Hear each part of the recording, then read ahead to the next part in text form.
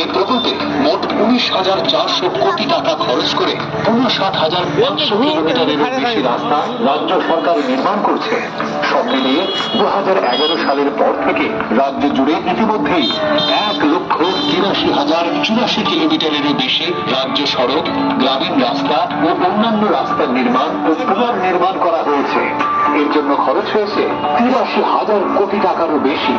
এবার পথশ্রী রাস্তাশ্রী প্রকল্পের চতুর্থ পর্যায়ে পশ্চিমবঙ্গের 23টি জেলার গ্রামীণ ও শহর এলাকায় 20,000 কিলোমিটারেরও বেশি রাস্তার নির্মাণ ও সংস্কারের কাজ গ্রহণ করা হচ্ছে।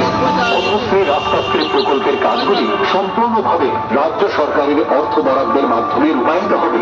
এই প্রকল্পে বিটুমিনাস, সিমেন্ট কংক্রিট, পেভার ব্লকের রাস্তা ছাড়াও ফেলে দেওয়া প্লাস্টিককে পুনর্ব্যবহার করে এবং অন্যান্য নতুন এই প্রকল্পে মোট 19,400 কোটি টাকা খরচ করে 59,500 কিলোমিটারের বেশি রাস্তা রাজ্য সরকার নির্মাণ করছে।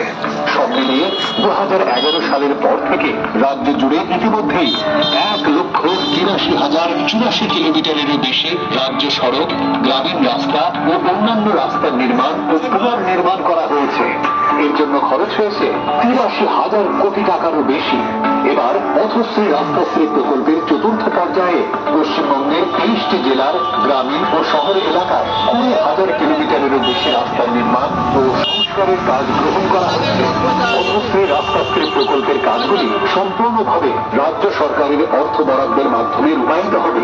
এই প্রকল্পে বিটুমিনাস, সিমেন্ট কংক্রিট, পেভার ব্লকের রাস্তা ছাড়াও ফেলে দেওয়া প্লাস্টিককে পুনর্ব্যবহার করে এবং অন্যান্য নতুন